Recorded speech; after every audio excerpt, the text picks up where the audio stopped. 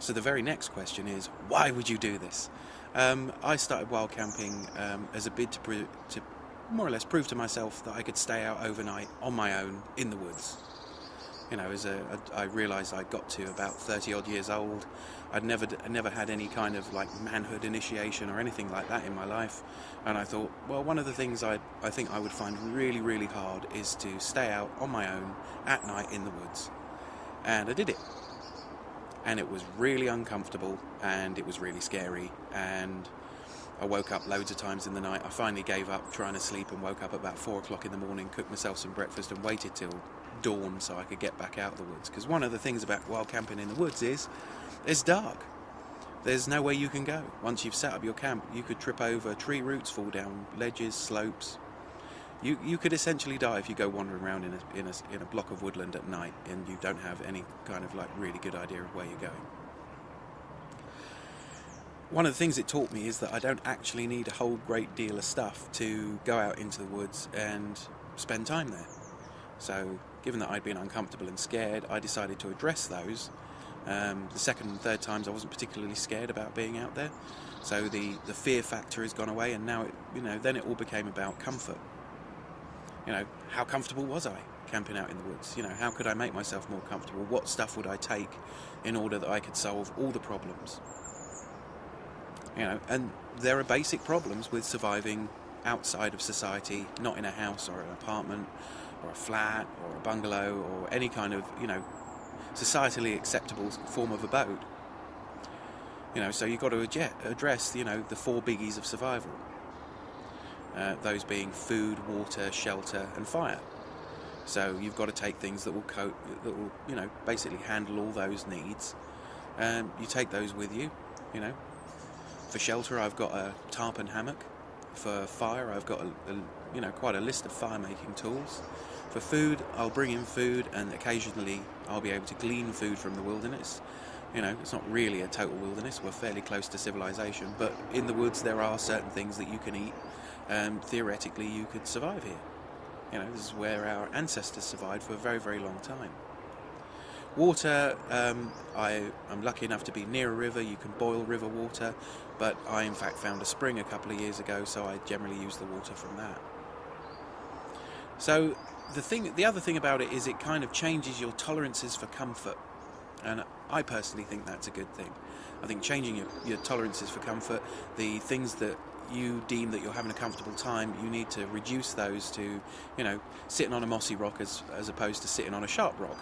It improves your comfort. Sitting on a rock next to a tree bole or a tree trunk means that you can sit comfortably for long periods of time.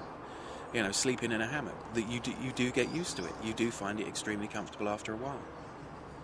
So and it's an adventure.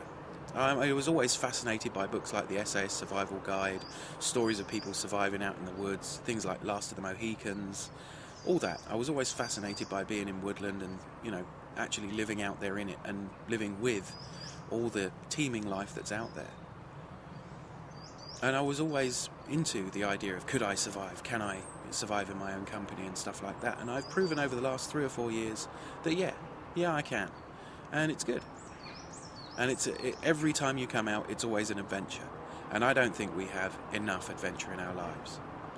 So if you want to carry on watching the series, we'll show you how to do it as comfortably as possible, and you too can have an adventure every week if you choose.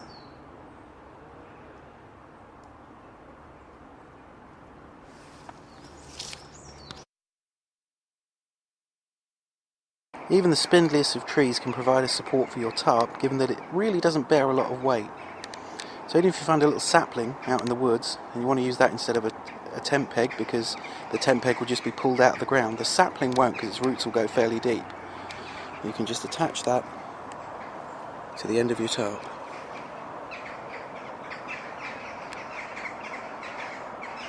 If you come along here, and exactly the same thing to this other holly bush, and that has held up, and they continue to hold up night after night.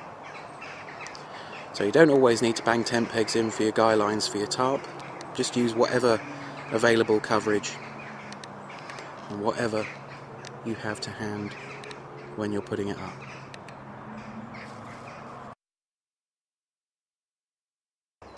Here's another top tip for you, and it's one I learned a painful experience.